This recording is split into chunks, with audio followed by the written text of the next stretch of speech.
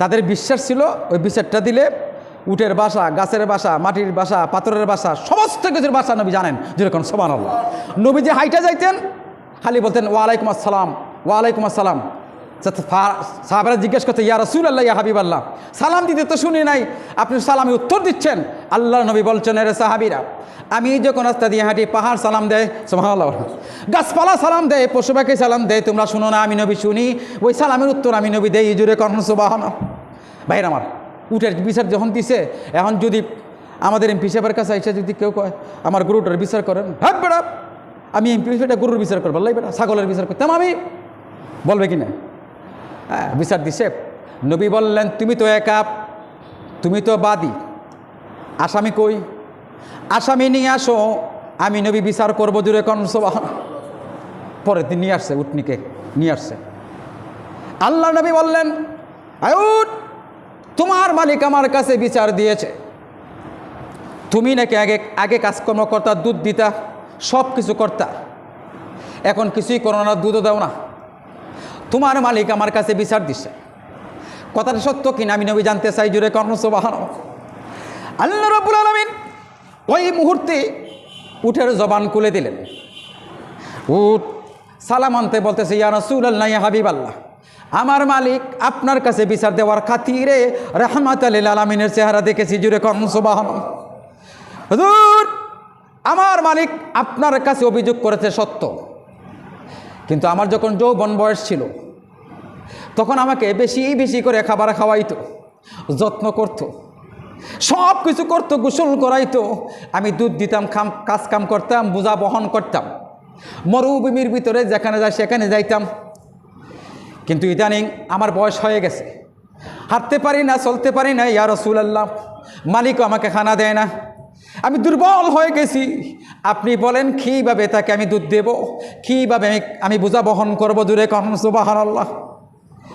উট বলতেছে নবীরে, কিন্তু ইহুদি শুনে না।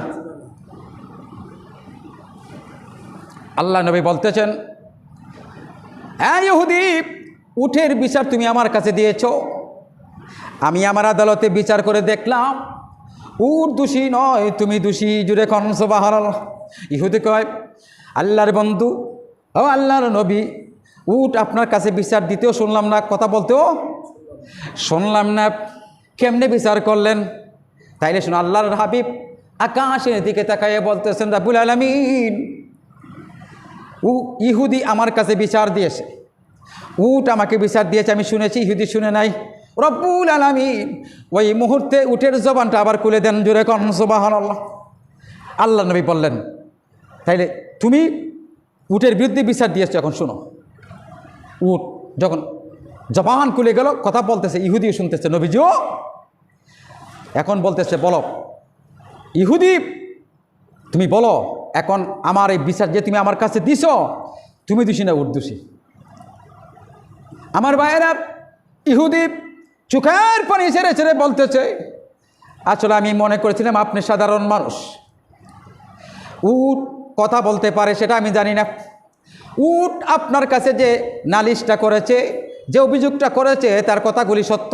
যৌবন অবস্থায় তাকে খানা দিতাম, যত্ন করতাম, দুধ দিত, সব কিছু করতো। এখন ইদানিং আমি তাকে যত্ন করি না। উট আপনার কাছে যে অভিযোগটা দিয়েছে সেই অভিযোগটা সত্য।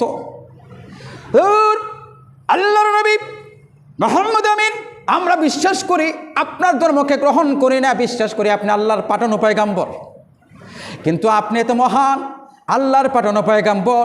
আমি বিশ্বাস করলাম, আজকে আমি বিশ্বাস করলাম আমি ইহুদি ছিলাম। নবীজির কাছে এসে বলতেছে চোখের পানি ছেড়ে ছেড়ে, আল্লাহর বন্ধু, মুহূর্ত দেরি নয়, আমাকে পড়াও লা ইলাহা ইল্লাল্লাহু মুহাম্মাদুর রাসূলুল্লাহ। ভাইরা আমার, বাবার আমার, এটা হলো বিচার। আমার আজকে যে কুরআনুল কারীমের যে আয়াত আসছে, তার বাংলা অর্থ হলো আকিমুস সালাহ, নামাজ প্রতিষ্ঠিত করো, সৎ কাজের আদেশ করো, অসৎ কাজের নিষেধ করো, বিপদ আসলে ধৈর্য ধরো। আল্লাহ রাব্বুল আলামিন বলতেছেন, এটা আমার কাছে সবচেয়ে হিম্মতের কাজ। রব্বুল আলামিন আমাদের সকলকে বোঝার তৌফিক দাও, সকলে বলে আমিন। যারা সুন্নাত পড়েন